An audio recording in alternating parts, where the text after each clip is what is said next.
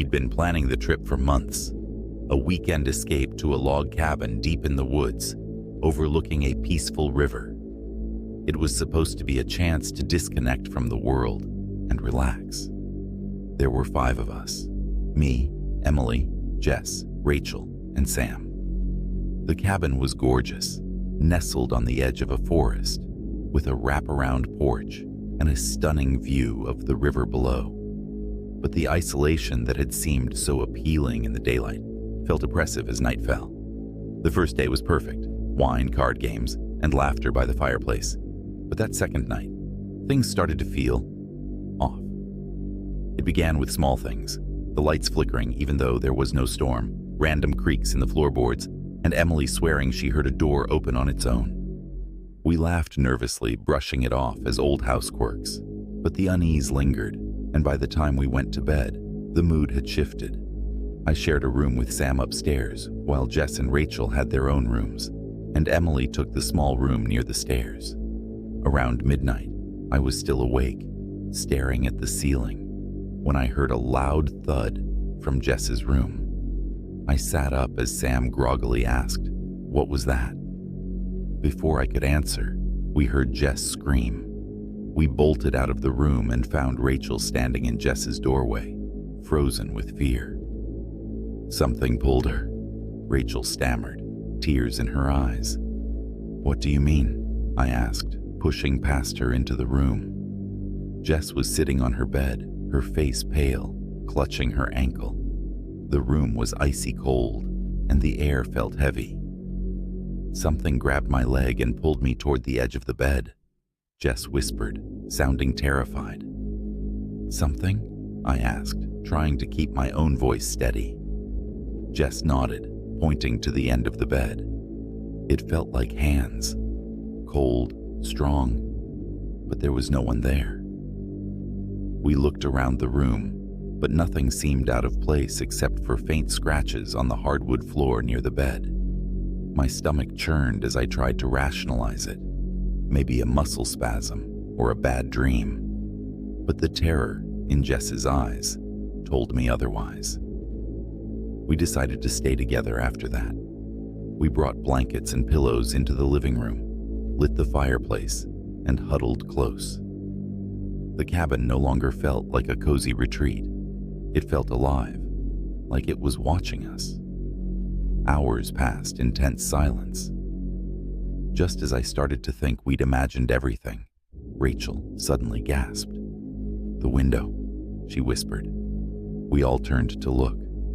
The large window overlooking the porch was fogged up, and on it, we could see faint handprints, smudged, distorted, but unmistakably human. "It's just condensation," Emily said weakly, but none of us believed her.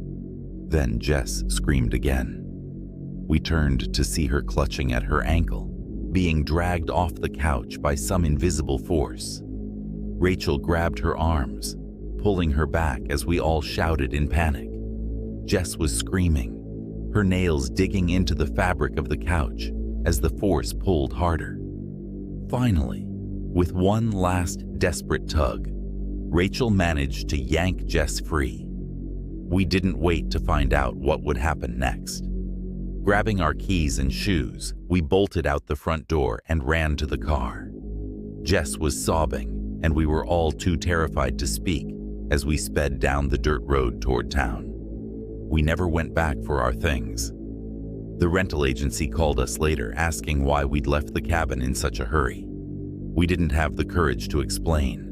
We paid extra for our items to be shipped to us. To this day, Jess swears she felt fingers digging into her skin as she was dragged.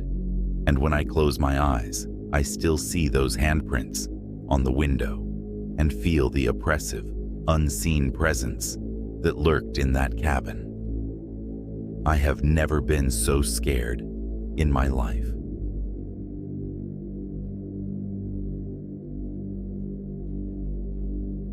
Babysitting should have been easy. Watch Oliver, my sister's friend Lydia's 6-month-old baby, for a few hours while she went out, then go home with some extra cash. Simple enough, or so I thought. Lydia's house was old, almost 100 years, and it had that creaky, unsettled air that comes with age. When I stepped inside, I felt the weight of the place immediately. The dim lighting cast long shadows, and the air smelled faintly of mildew and something metallic. Lydia gave me a quick tour before leaving, pointing out the basics: Oliver's room, the kitchen, the living room. "The house has a lot of charm," she said with a smile, but I noticed how quickly she glanced over her shoulder as she left. The door clicked shut behind her, leaving me alone. I settled into the living room, baby monitor in hand, keeping an eye on Oliver. He was already asleep, tucked into his crib upstairs. The monitor's screen flickered every so often, but I chalked it up to bad reception.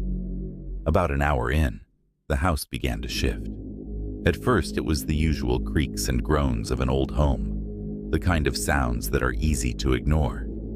But then, a soft tapping started upstairs. At first, I thought it was Oliver stirring in his sleep, but when I checked the monitor, he was still, his tiny chest rising and falling peacefully. The tapping grew louder, rhythmic and deliberate, like someone gently knocking on a door. I tried to focus on the TV, telling myself it was nothing. But then the monitor flickered again, and for a split second, the screen showed something else, shadows moving in Oliver's room. My stomach dropped, and a cold sweat broke out along my back. I rushed upstairs, my heart pounding in my ears. Oliver was fine, still sleeping soundly. The room, however, felt wrong. The air was thick, colder than the rest of the house, and the shadows seemed to stretch unnaturally across the walls. I stood there, staring into the corners, half expecting something to move, but nothing did.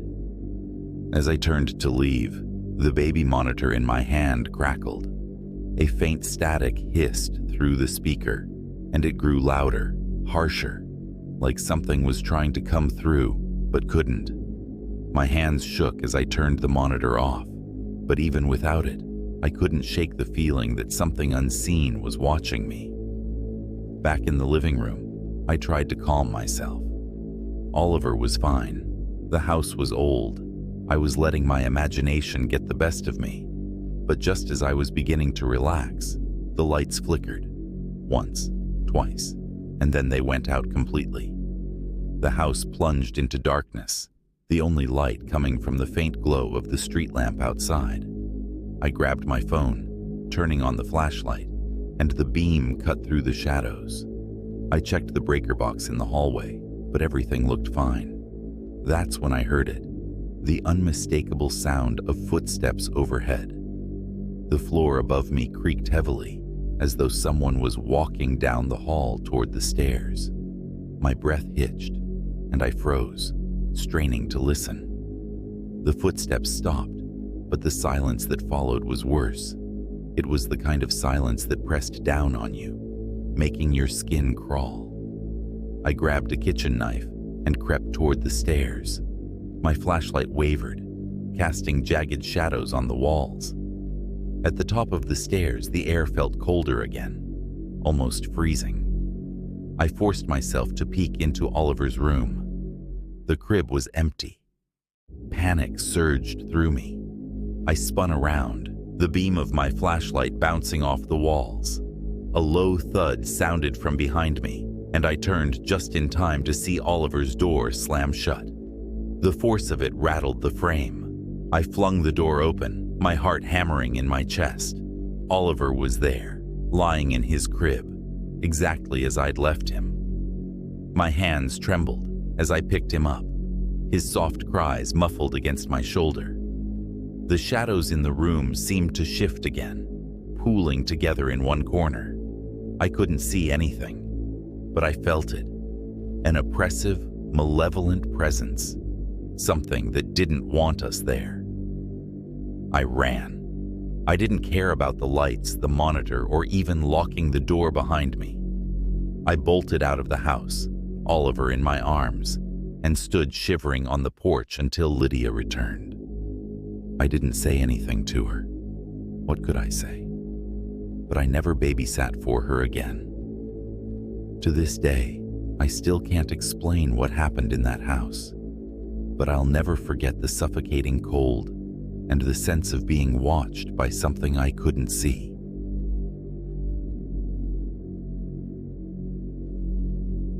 I still get chills when I think about that night. It was supposed to be a normal sleepover at my friend Jake's house while his parents were out of town. We'd spent the evening playing video games, eating junk food, and cracking dumb jokes. Jake's house was old and creaky, but it felt cozy. Well, it used to. I'd stayed over before without issue, but this time, something was different. Around 2 in the morning, I woke up with the urge to use the bathroom. Jake was snoring on the mattress beside me, completely oblivious. Not wanting to wake him, I slipped out of my sleeping bag and tiptoed into the hallway. The house was dark.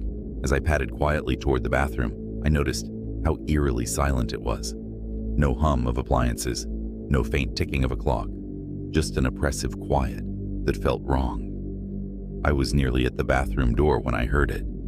A soft, wet, clicking sound. It came from somewhere above me, like long nails tapping against wood. I froze, my heart hammering in my chest. At first, I thought it was the house settling, or maybe a raccoon in the attic, but then I noticed it.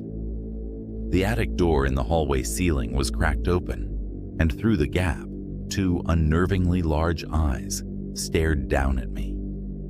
At first, I thought I was imagining it, a shadow, a trick of the dim light. But as my vision adjusted, I saw it clearly. Something was crouched in the attic, its head peering through the gap in the door. Its skin was pale and waxy, stretched too tightly over its angular features. Its eyes were black and unblinking, locked directly on mine. I couldn't move. My breath caught in my throat as the thing slowly shifted. I saw its long, claw-like fingers curl around the edge of the attic door. Its limbs were unnaturally thin and bent at strange angles, like it had never learned how a body was supposed to work.